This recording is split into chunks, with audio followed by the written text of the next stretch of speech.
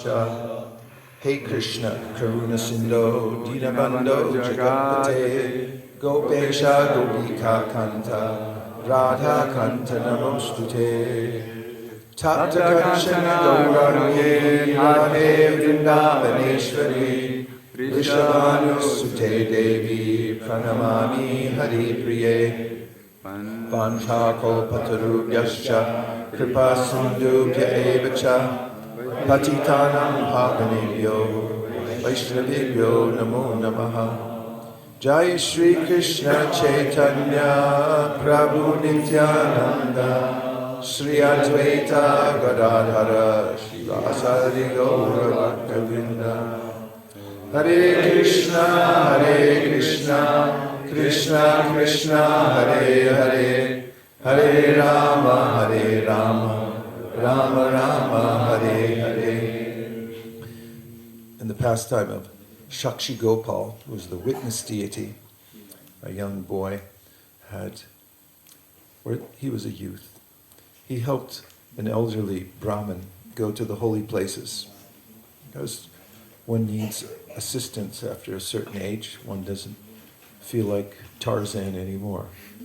And must then take some assistance. So this elderly Brahmin had brought along a youth who served him faithfully throughout the Dham, going to many holy places, making sure that the Brahmana was fed and so forth. And he was so grateful, was the elderly Brahmin, that he made a declarative statement that I promise I'm going to give you my daughter in marriage when we return. And the youth pushed back a little because he said that how's that possible? I'm from not such a great family, and I don't see how your family would agree to it. And the elderly brother, no, I promise. And the youth said, then you could say in front of Gopal that he can be the witness, so that this vow becomes solid. Of course, even today, as Prabhupada mentions in the Nectar of Devotion, that if there's a dispute, someone says, then, okay, if you're telling the truth, you come say it before the deity. And so, oh, no, that's okay. Because everyone knows that Krishna is there in the deity, personally, and you can't lie in front of Krishna, because he already knows what's going on. Vedaham samatitani vartamanani charjuna bhavishani chabutani mamtu vedana kaschana. Krishna says, I know everything. So, basically, they went before the deity. Not basically, they actually did. They went before the deity, and the elderly Brahmin said, I promise I'm going to give my daughter in charity to this Brahmin. When they went back home, the tables turned because the family, have you ever had that happen? You had an idea in your mind and you went somewhere else, back home, and then everyone said, wait a minute, what were you thinking? And it's like, yeah, what was I thinking? The Brahmana was in a tough situation, the elderly Brahmin, because now his family was all against him. They said, you promised what? To whom? I said, no way. And the mother said, I'll commit suicide if you do this. This is the ultimate weapon.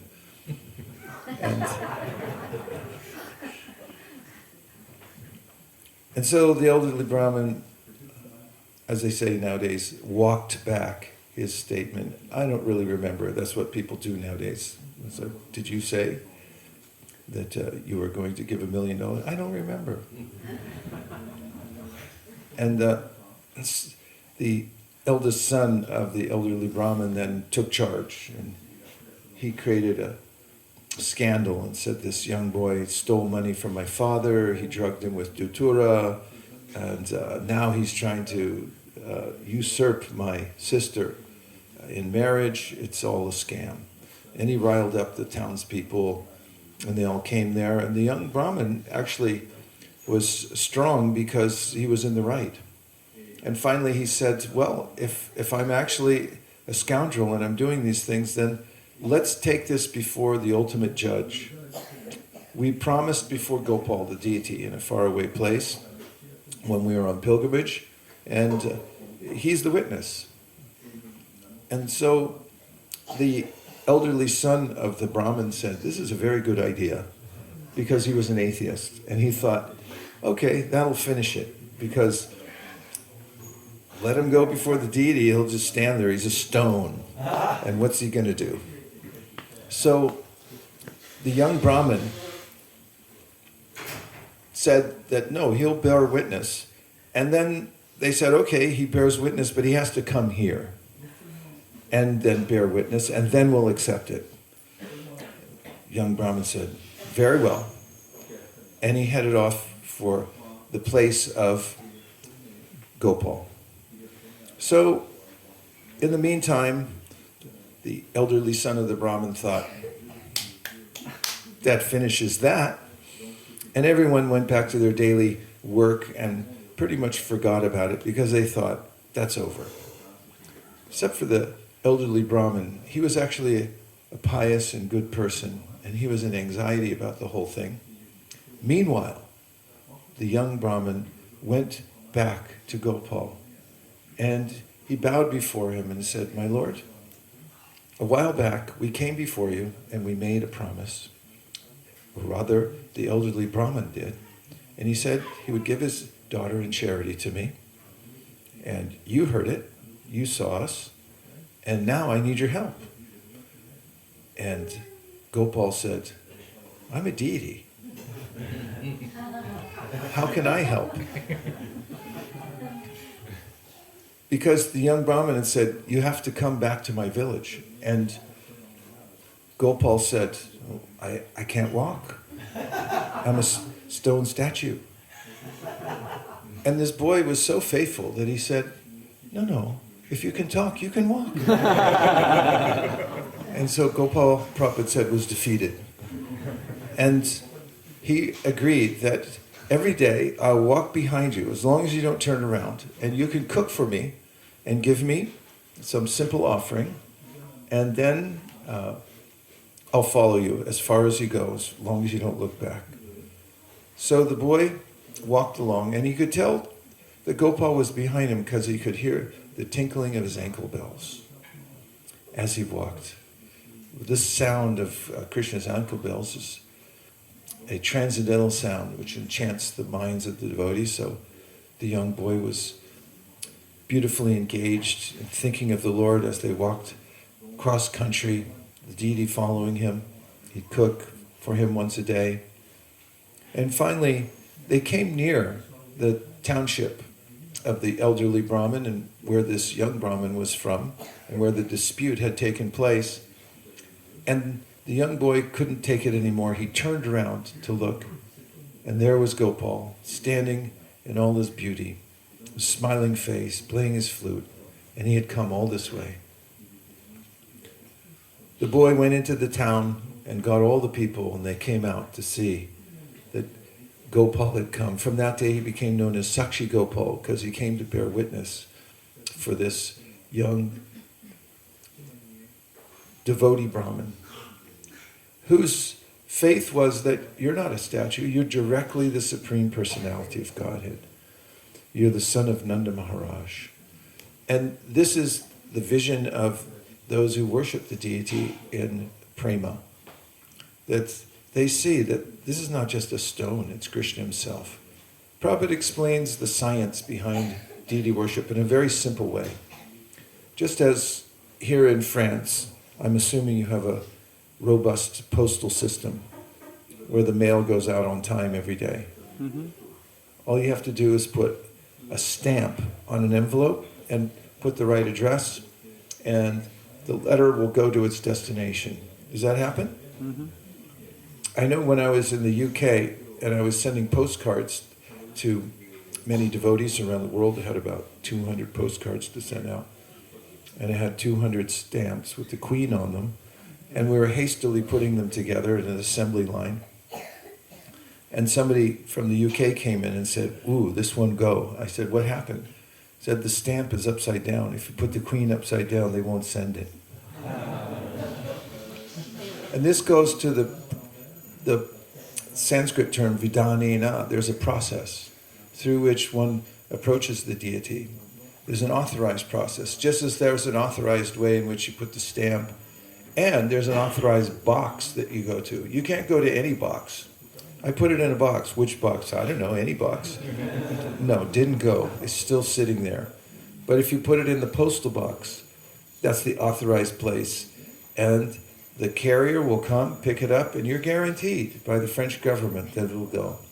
There's a similar arrangement through deity worship that Krishna himself, and you can read, I highly recommend after this class sometime, you read this whole chapter, because it's Krishna himself talking about the way that he allows himself to be worshipped. He avails himself to us while we're in a state, we're really in a state, that we have no spiritual vision. But Krishna then agrees to come in a material form. And Krishna explains in this chapter that one can worship me in various material elements. There's earth, there's wood, there's metal, there's the mind, there's paint, there's jewels, and 8 altogether. And these are various material elements in which one can carve the deity and then install the deity and then worship the deity. And Krishna will be directly there to accept our service. Those who perform this regulated worship have direct experience. When you go, for instance, on the altar at night when Krishna's taking rest and you put him in his pajamas, you give him a little snack before he goes to bed, and then you put him in his bed, you can see the smiling face of the Lord, you can see his lotus feet. Pajamas are too cool. God wearing pajamas. But nobody knows this except the followers of Sri Chaitanya Mahaprabhu who worship Nandanandana Krishna, put him to rest at night and give him a little hot milk. And one then emulates what's going on in Vraja. At nighttime, as we know from the Bhagavatamrita and the Chaitanya Charitamrita and the Srimad Bhagavatam, Yashoda and Rohini, they bathe Krishna and Balaram, they smear them with scented oils, they feed them, they put them in pajamas, then they tuck them in to their beds, and they sing them to sleep. In the morning, they wake up. Of course, Krishna sneaks out at night. Yashoda doesn't know that. But in any case, 24 hours a day, they're attending to the transcendental body of Krishna. And similarly, in deity worship, we attend to the body of the Lord. It's a regulated process. However, it becomes spontaneous when the devotees follow the regulated process of deity worship, because then they start to see the Lord for themselves. Now, there's an important point in this purport about Srila Bhaktisiddhanta Saraswati Thakur. The deity is not for our enjoyment. And Srila Bhaktisiddhanta made a very strong point, and he stuck to it throughout his teachings. And that is that we're not to see the deity, we're to be seen by the deity. This is the perspective of the devotee. It was Srila Bhaktisiddhanta's perspective. When he would come to visit the deity in the temple, he would sometimes not wear his glasses, and when disciples would try to give him his glasses because they knew that he couldn't see a long distance without them, he would say, "No, I didn't come here to gaze at the deity, I came for the deity to gaze at me."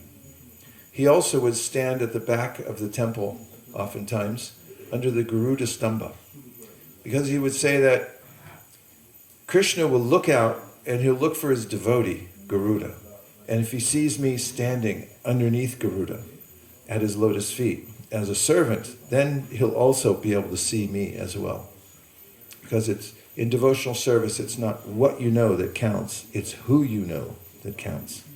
And if you're connected with pure devotees, then when the pure devotees go to see Krishna and you go with them, they just say, "He's with me," and you can go in. So, in the regulated process of worshiping the deity, there are five sections that are important.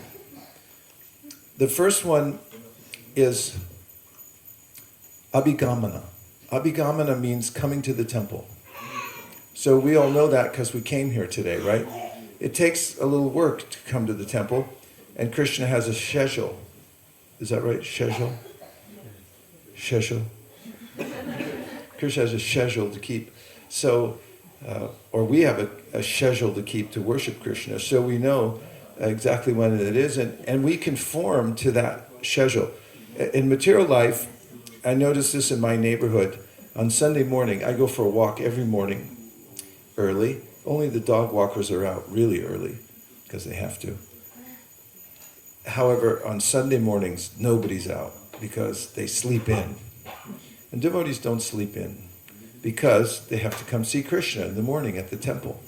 And how do they do that? Well, they wake up. This is part of deity worship. You wake up, you take bath in water, and then you apply tilak.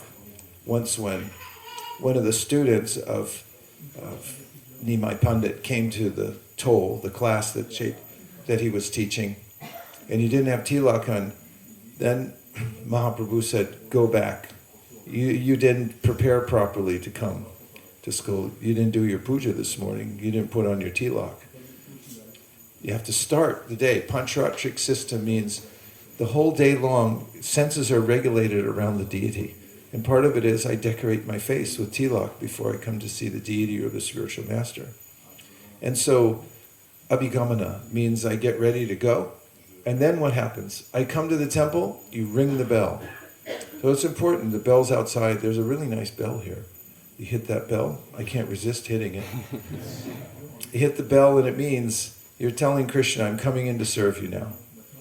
And whether you're at home or you're in the temple, there should be some kind of bell or announcement. If you don't have a bell, you can clap your hands to let the Lord know, I'm coming in your house. And if you're doing home deity worship, then what you do is you install the deity, and there are various ways to do that. One of the ways to install a deity is to worship the deity for a long time, and then he's considered installed.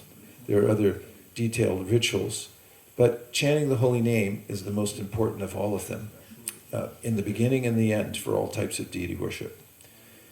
Abhigamana, come to the temple, ring the bell, and come in and offer obeisances to the spiritual master, to the founder acharya, to the deities, and so forth, and then be prepared to stand before the deity and be seen. So we should be presentable, and we come and present ourselves before Krishna.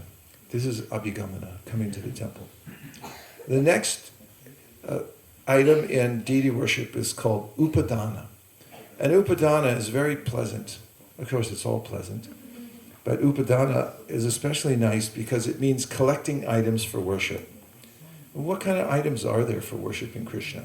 Well, the most important of all the items is flowers. And so devotees always try to grow flowers, either at their house or at the temple, or they find some source of flowers, because real opulence in deity worship means flowers.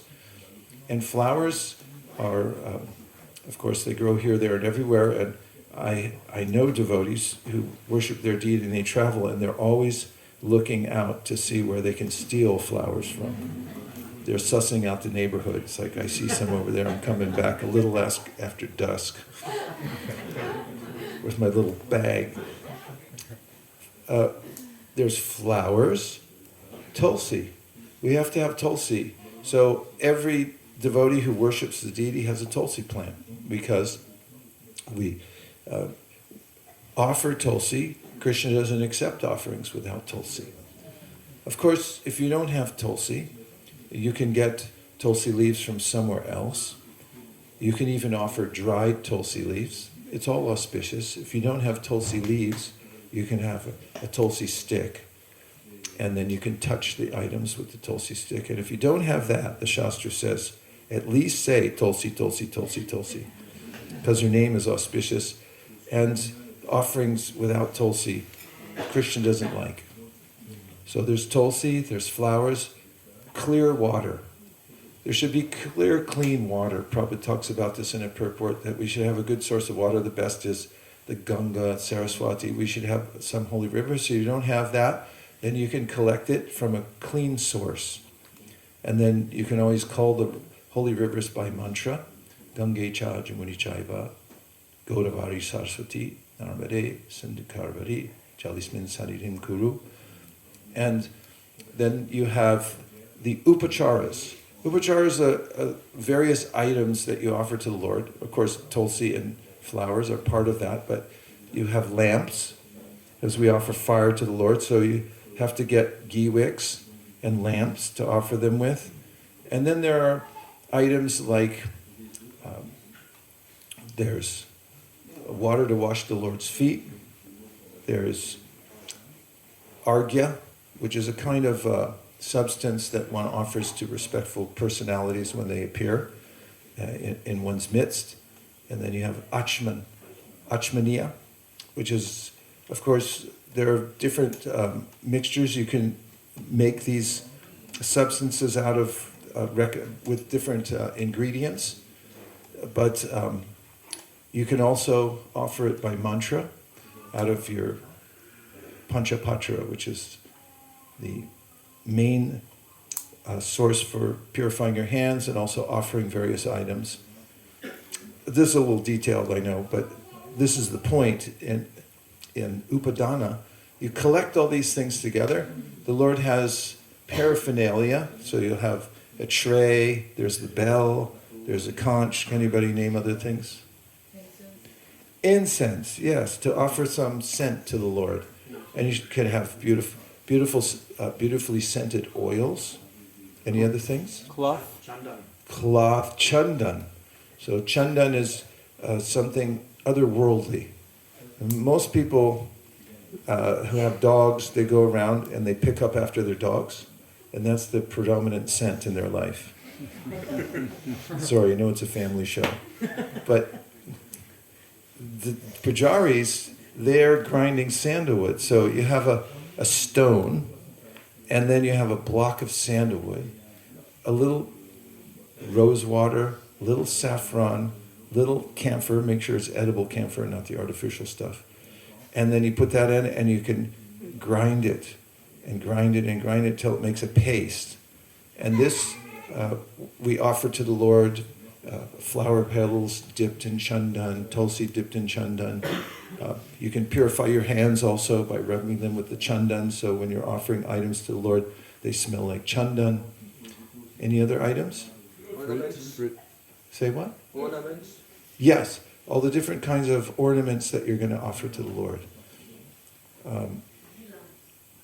Ghee lamps, yes, you have to have ghee lamps. You have to have a fan.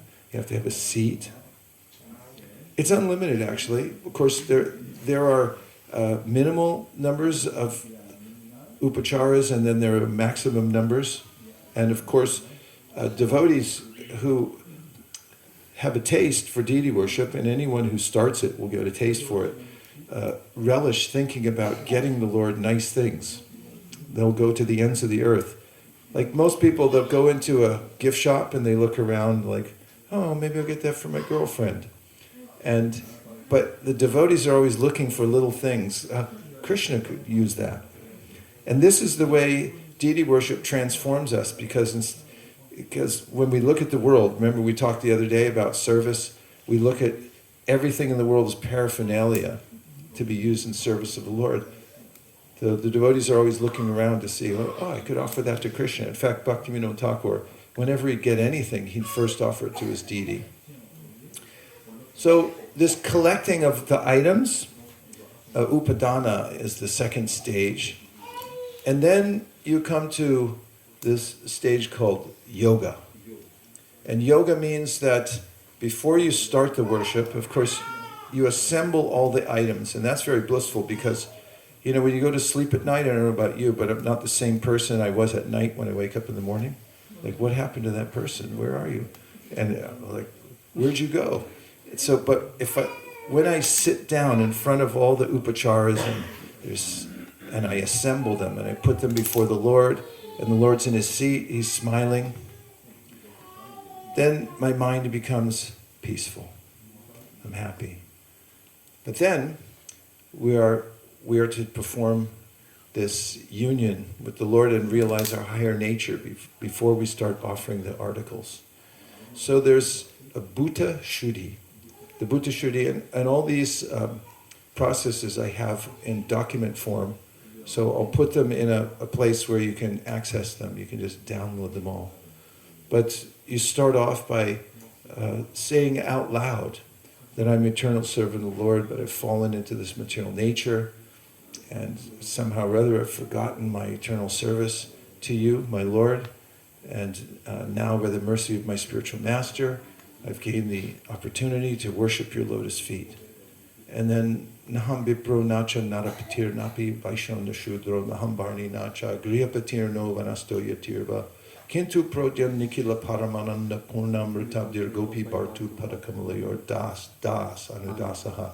You say this verse, which means, I'm not a Brahmin, I'm not a Kshatriya, I'm not a Vaishya, I'm not a Shudra, I'm not a Brahmachari, I'm not a Grahastha, I'm not a Vanaprastha, I'm not a sannyasi. What am I? I am the servant of the servant of the servant of the servant of the maintainer of the gopis. And so these are orienting. This is called yoga. And there are other processes. In deity worship, there's always a simple process and a more elaborate process and a medium process. And it just depends on your facility and also your mood.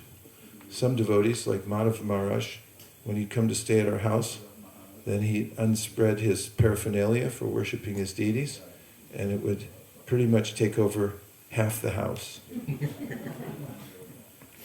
And he actually had a special coat made, because he can't carry all that stuff internationally. It's so heavy, all the deity paraphernalia he had.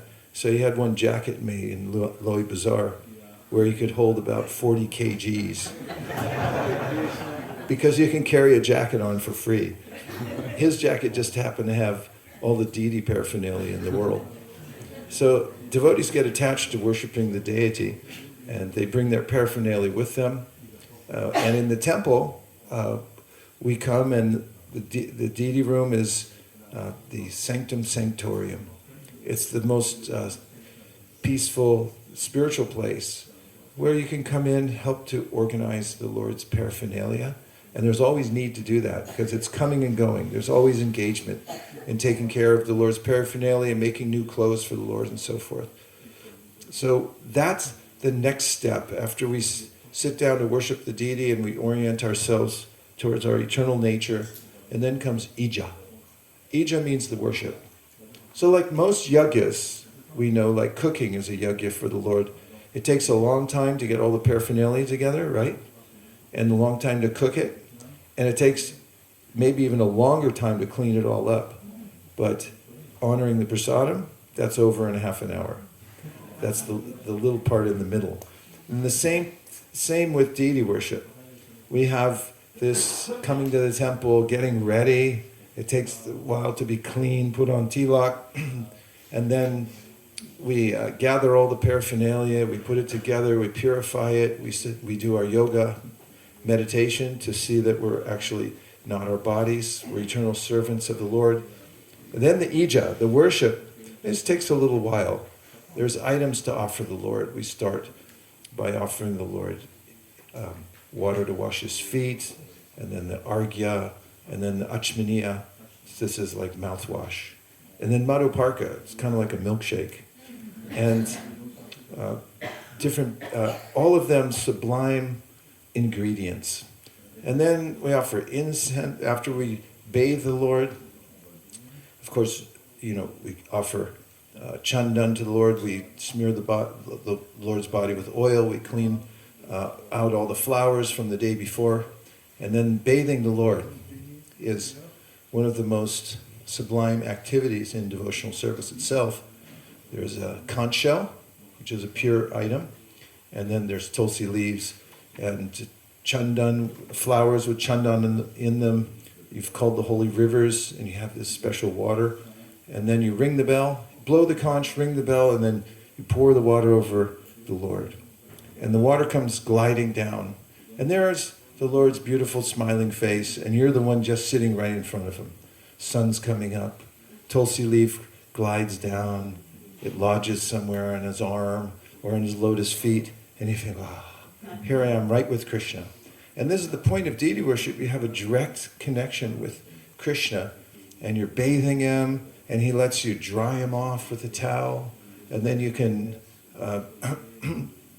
after drying him off, offer a Brahmin's thread, and then you can offer clothes, you put the clothes on, more ornaments, and then a little more achman. And then you can do an artik for the Lord and offer him something to eat. And all these items we offer actively, this is called ija, or the worship. And there's a process for doing that anybody can learn. And then finally, the last part is called Swadihayaha, which means doing all the devotional activities. Of course, you have to clean all the paraphernalia and put it away. That's part of the worship. And Swadihayaha means that you should study the scriptures. Because when you study the Bhagavatam and the Bhagavad Gita, and by the way, did you know that when you commit seva aparad, which means you make an offense to the deities, knowingly or unknowingly, that the way you eradicate that is you can chant one chapter of Bhagavad Gita. It's in Shastra.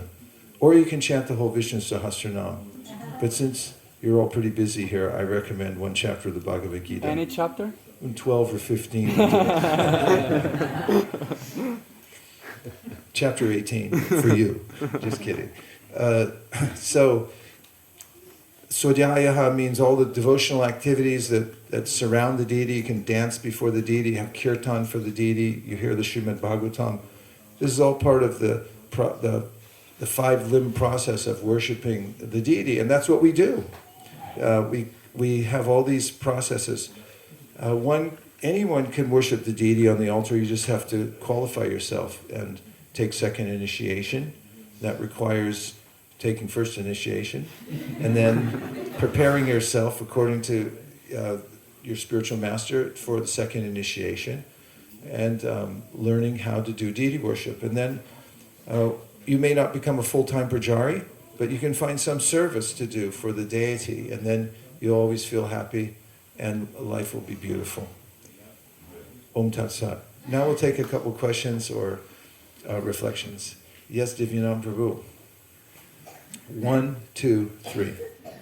And the microphone comes. 1, 2, 3, 4. 5. Maharaj, whenever the deity worship topic comes, I'm always reminded of how you took this art of deity worship so seriously, especially after that beautiful pastime which unfolded in Vrindavan when you were at Radha Shyam Sundar altar. So would you kindly share that experience, because I always find it very uplifting and very inspiring. I'll give the truncated version. During the opening in 1975, the Krishna Balaram Mandir, our party of book distributors, our leader picked a couple of us to go on the altar to do the first artik for Radhasham, Krishna Balaram, and Gaurnitai after Prabhupada did the very first artik, and there's pictures of it. And then there were devotees that would go on and do the first artik, the first simultaneous artik for all the deities. And then he picked us. We went on to wait in the Pujari room for when Prabhupada would come in to greet the deities, and lots of other devotees came in, and our leader warded them off and said we were here first. So in any case, back then we didn't have Archana Padati. That came out later. And every ISKCON temple had a slightly different standard. It was cobbled together. Prabhupada had done an early version of how to worship the deity, but he wanted it to be a lot tightened up. Later on, he had asked Jai Tirtha Prabhu to put it out, and finally Jai Sachinandan. These names may mean something or not, but in any case, he put it together, Archana Padati. There are Padatis, or they're information about daily worship of the deities that has been passed down. We get a lot of our stuff from the Gaudiya Math, through Srila Bhaktisiddhanta oversaw this, and it's been passed down to many generations. Prabhupada wanted the Hari Bhakti Vilas, which contains all the information about deity worship, but in condensed version he wanted it. He liked to keep things simple, actually, in deity worship. In any case, I had taken Brahminical initiation by then. However, the training I had was limited. We did according to what we could. So when the time came and I went on the altar, I didn't recognize some of the articles. And it's was a little bit traumatic, to say the least, because Prabhupada came in and I was doing the worship for Radhesham. And Prabhupada happened to stay in front of that altar. So that added a little pressure. Not only that, Pradyumna told us all the dignitaries in town, the governor, everyone's coming, so it better be good. That didn't help either. Meanwhile, I fumbled through, and I felt like I did a really poor job, and I was nervous. So afterwards, I felt that I should apply myself and learn about deity worship, which, that incident gave me a lot of impetus for that, to learn about deity worship. And what was the second question? Radhesham Sundar? Yeah, that was it. That was the story. I truncated it because I kind of truncated it because this story's embarrassing to me. So afterwards, it was a simultaneous artik. None of us had ever done it before. I don't know if any devotees had done a simultaneous artik at that time. And it was disjointed, to say the least. I had a lot of problems, but so did Suridas at Gaurnitai's altar, because the fan was going and no one could figure out where the switch was. The temple was just built, and there were a lot of anomalies throughout the building, one of which was the switch for the fan was plastered into the wall. And you couldn't find it. No one could turn off the fan. It was going full speed, so he had a problem. But his problem was lessened by the fact that everybody was at my altar. And of course, our leader, Tripurari Maharaj, was in Krishna Balaram, and it probably looked a little disjointed. So afterwards, Prabhupada asked, when he went back to his room, who were these people doing artik? And Rameshwar Prabhu, who was the leader of the BBT at the time, said, Prabhupada, these are book distributors. They don't know much about deity worship. They're really into book distribution. Prabhupada said, well, then that is right. It's not, Prabhupada said it's mercy, but it's really all right. You should learn about worship. That was mercy. Okay, a couple more. Okay, 1, 2, 2, 3, 4. Just a little thing. When I came here and I saw that devotee worship, at that time I think, oh, this is just a statue, and they are doing so much things for the statue. So it was bewildering with it. And now I can realize that this statue ruling all the dam, and if they are not here, I'm sure that we are fighting each other like egoistic people, and because of them, wow, it's so focused for everyone, and I think only God can make stone ruling humans.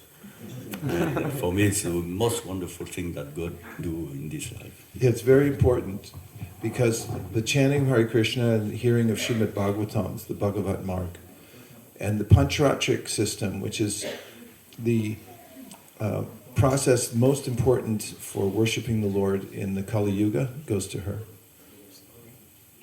No, go ahead. 1, 2, 3, 4 goes on. Okay, go ahead. I would just finish my point. The two things go, they're like a train. Our process of devotional service is like a train that runs on 2 tracks. Pancharatric Vidi, which means worshiping the deity in many of the ways I summarized, and also hearing Srimad Bhagavatam, chanting Hare Krishna, distributing the Sankirtan movement. Please go ahead. So it's not a question, it's not a comment, it's an ad. Because years ago I started to compile interview devotees about special experience they had with deities on the altar or in dreams, and I got quite a good collection. And I'm inviting any one of you who has a special story about deities to approach me. I will interview you and put you in a book, because eventually I want to make a book of it. And whoever over the world watches that, they can send it to me, because Gorangi Dasi New Mayapuro, you'll find me. So it's amazing. Every devotee has some experience with something special happening with the deities, and it's very wonderful. So thank you very much, and I will corner everybody who lives at Mayapur if it has not been done yet. And just a little thing. Krishna Balaram sometime in the summer they sweated, it was so hot. So it's not marble, it's not marble. Last one. Hare Krishna, thank you for the class. I think I got my answer actually through you speak. What was the question? The question was like if we can worship the books instead of the deities. It's non-different. Yes, the Prabhupada said these books are deities, and he indicated from the Sankirtan devotees that they could consider them deities. However, in our worship, we do follow the padati.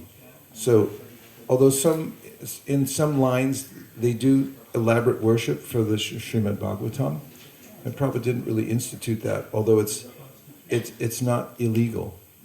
However, there is a clear process that's been given to us. There are forms of the deity that especially we worship in our sampradaya. For instance, we worship Shri Shri Gaura-Nitai, we worship Krishna Balaram, Radha Krishna, and so forth. And yes, the Srimad Bhagavatam is non-different from Krishna, but of course we could always, do worship for the Bhagavatam, but it's always best to stick to the exact process that Prabhupada passed down to us, because then we don't go off by degrees. There's lots of times people will find, well, what about if I worship this deity or that deity? But we could be careful to check back and see what did Prabhupada say we could worship, because there's lots of different things we can worship. It's a good question though. The Bhagavatam is Krishna and it's worshipable. But as far as deity worship and the padatis go, we should follow the system Prabhupada gave us not as much as possible, exactly the way he gave it. I have to stop. Prabhu, go ahead. I can't deny you. You're too powerful. Please go ahead and then I'll finish because we're late. Thank you so much for enlightening us so many days now, especially in regard to Srimad Bhagavatam. My question has to do with Monday morning class. Is that okay? I still have it in my mind. I never asked the question. On the morning class you gave here, Monday morning. So if it's okay that I ask the question, let's do with it. You mentioned a very important point, which I never heard before, that before Vyasadeva was enlightened by Narad Muni's guru, you mentioned that Bhagavatam was called Bhagavad Puran. So you drew a very clean-cut distinction between the Bhagavad Puran and after he became enlightened by Narad Muni, that is called Srimad Bhagavatam. So that's quite an amazing statement. Could you please elaborate and give some praman to this statement? Sure. It's there in Prabhupada's purport in the first canto, 4th chapter, where he describes this. He describes it in summary. Yes. And then he gives a trail for where we can check out the pramanam, and I have that if you wish. But basically what happened is Vyasadeva had a sketch of the Srimad Bhagavatam, but he didn't have the complete thing. That's why at that time that Narada Muni meets him, he tells him, you have to tell the whole thing. And then after that he does, and he gives the complete form of the Lord, his pastimes and everything like that. So it's in that pastime, and I can show you the purport. I do it right now actually and go into the details, except for way over time. Okay. Thank you, Prabhu. You're welcome. But I assure you it's completely vetted and checked out. In fact, Javita Prabhu, I gave a class and he said, wait a minute, everything was good except what about this? And we had a back and forth, and he's not an easy one to get to submit because he's an editor and he's really into the details. But he did when I gave it all to him, the pramanam, and laid it out for him. He said, okay, he accepted. So I'll show you. It's been an unmitigated pleasure being here for the Bhagavatam classes and in general in this congregation, which somebody said to me just yesterday, said this is a family-like atmosphere. And this is such a sacred place and an important place, as Prabhupada's intention was to develop it. And you will be successful You already are successful. Be more and more successful as you continue to grow together and to just work steadily at this. Thank you very much for having us. We do have Sankirtan today. We recommend everybody come. You don't have to perform. You don't have to do any miracles. All you have to do is come. And you can come out and touch the pavement and you're done for the day. And after that, anything you do is extra and we'll just have fun. Okay? Try. Hare Krishna. Vanchakoplaruscha kripasinave vacha patitana pavanebhyo vaishnavebhyo namo namaha nantakoti vaishnaviniki jai gaur